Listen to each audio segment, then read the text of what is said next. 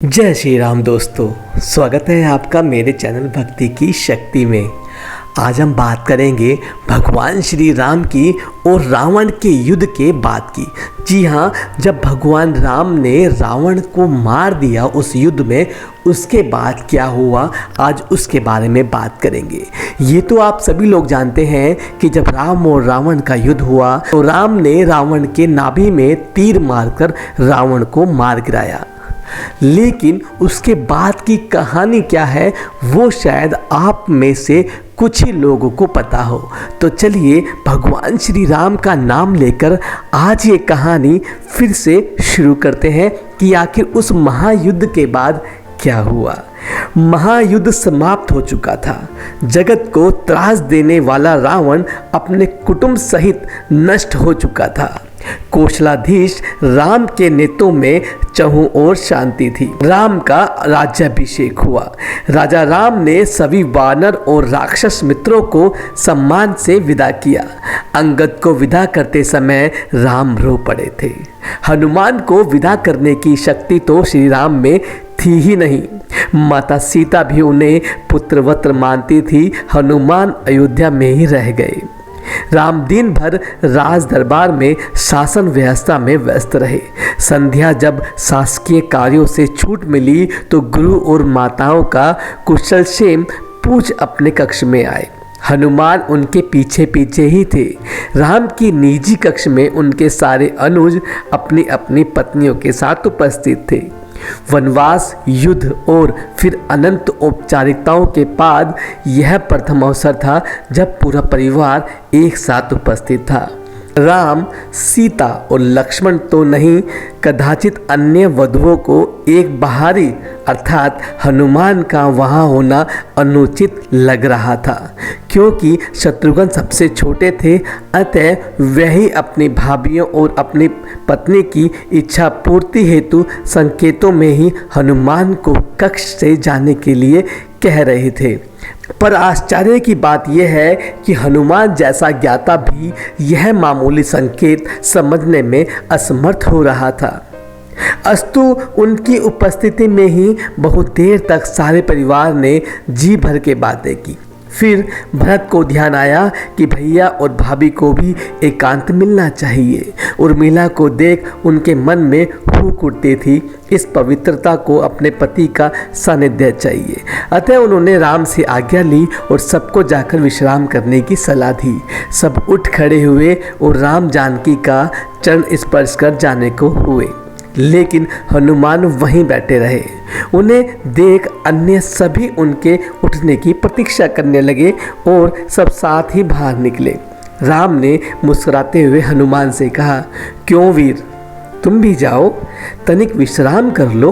हनुमान बोले, प्रभु आप सम्मुख हैं, इससे अधिक विश्रामदायक भला कुछ हो सकता है।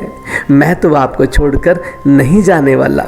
शत्रुघ्न तनिक क्रोध से बोले, परंतु भैया को विश्राम की आवश्यकता है कपीश्वर, उन्हें एकांत चाहिए। हाँ, तो मैं कौन सा प्रभु के विश्राम में बाधा डालता हूँ, मैं तो यहाँ पैताने पर बैठा हूँ। हनुमान ने कहा, आपने कदाचित सुना नहीं, भैया को एकांत की आवश्यकता है।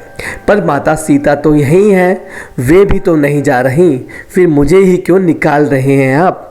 भाभी को भैया के एकांत में भी साथ रहने का अधिकार प्राप्त है। क्या उनके माथे पर आपको सिंदूर नहीं दिखता? हनुमान आश्चर्यचकित रह गए। प्रभु श्री राम से बोले, प्रभु क्या यह सिंदूर लगाने से किसी को आपके निकट रहने का अधिकार प्राप्त हो जाता है? राम मुस्कुराते हुए बोले, अवश्य, यह तो सनातन प्रथा है हनुमान।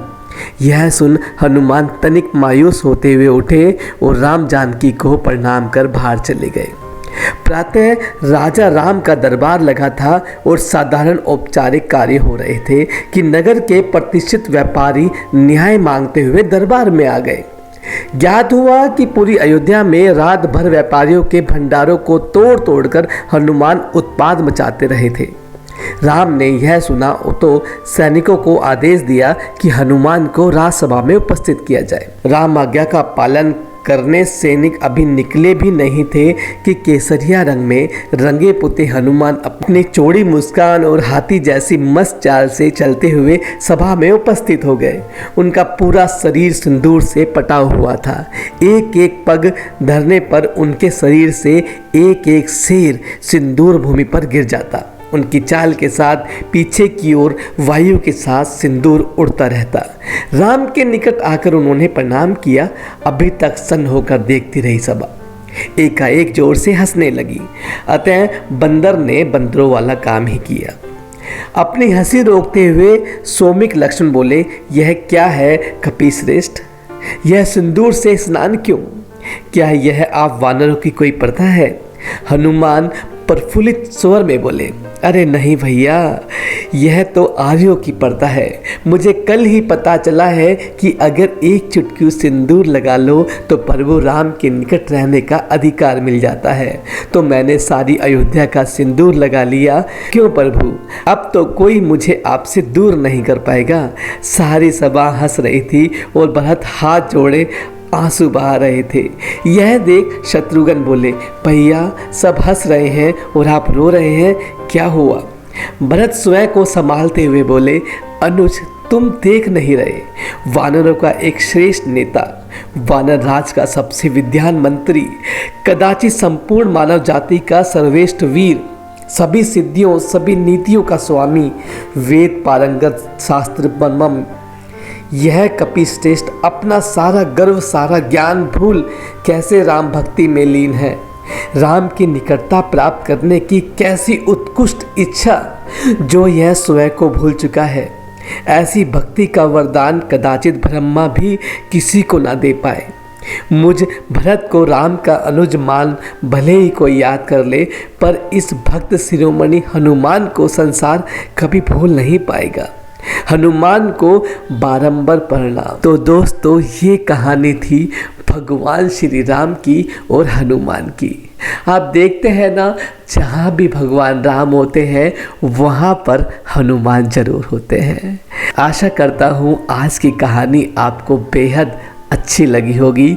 और अगर आप भी भगवान श्री राम और हनुमान के भक्त हैं तो कहानी को भरपूर प्यार दीजिए और चैनल को सब्सक्राइब करना ना भूलें। मिलता हूँ आपसे ऐसे ही भगवान श्री राम और हनुमान की कहानियों के साथ।